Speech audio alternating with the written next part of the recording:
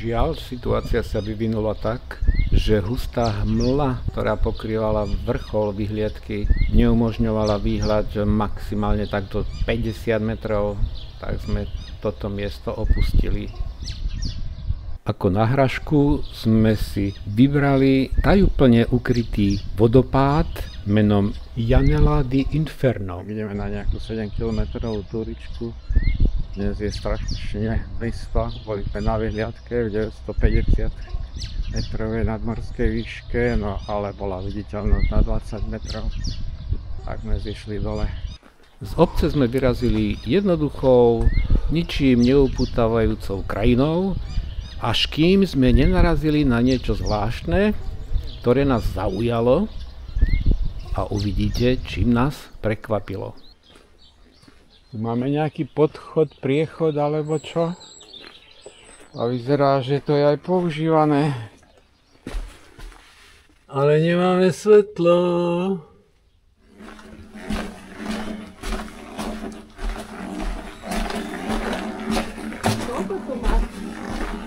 Asi 50 metrov. Hlavne si svieť pod nohy.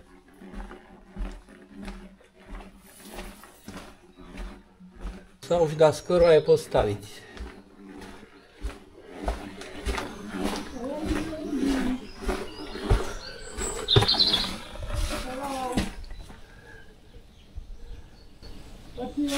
No? A čo nejdeš za mnou?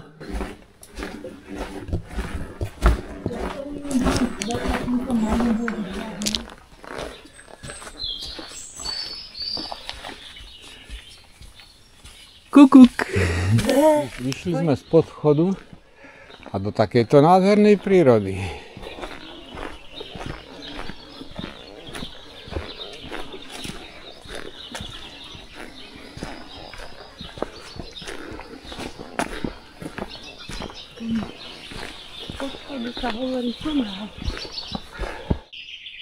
Máme tu sedenie a vykúklo slniečko, zázrak. Wow!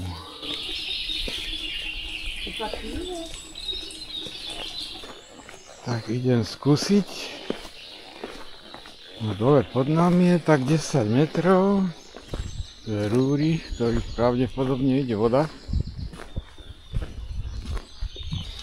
Džungľa. Keďže nik na ostrove nechce piť slanú vodu, tá dažďová, jazier a záchytných miest je sťahovaná levádami a takýmito trasami do obytných miest. Počuješ, ak pekne spieva?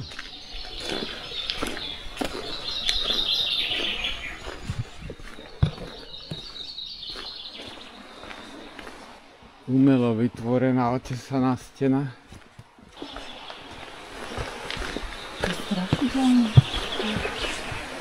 Nachádzam sa momentálne v potkanej diere. To je jaskynka, Jarko, taká mini. Je to 2x1 metr. Ale je tu neskutočná príroda. V celej stene sú nejaké diery a tečie v nich voda. Takto to tu vyzerá.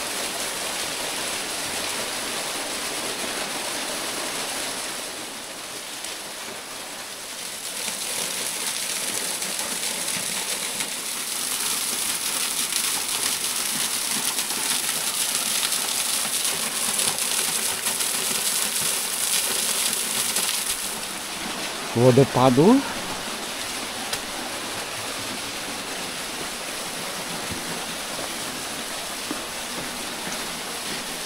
Kvapčí na mňa.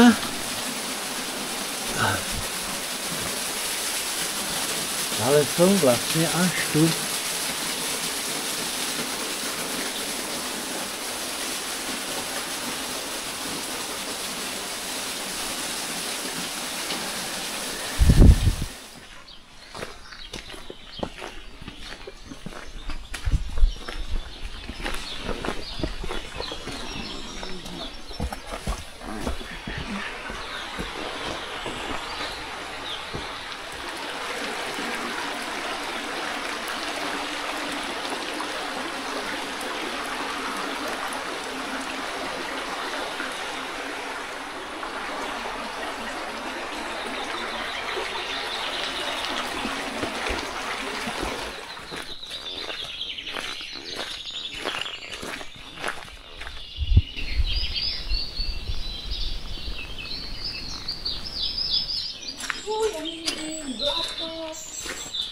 Od vodopádu sme prešli roklinou a schádzame do výstupného miesta. Určite teraz budeš čakať ďalší tunel.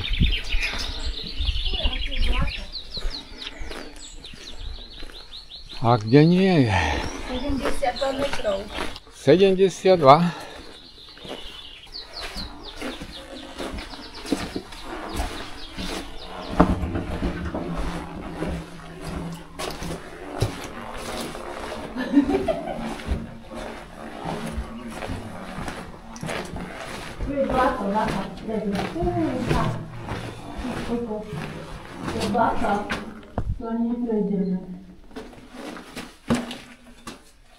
Voda?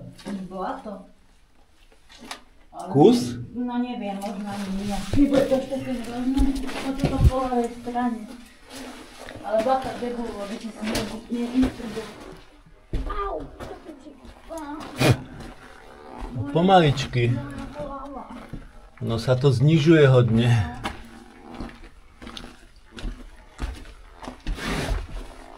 Au! Tam to bolo najnižšie. A ja som si lízol.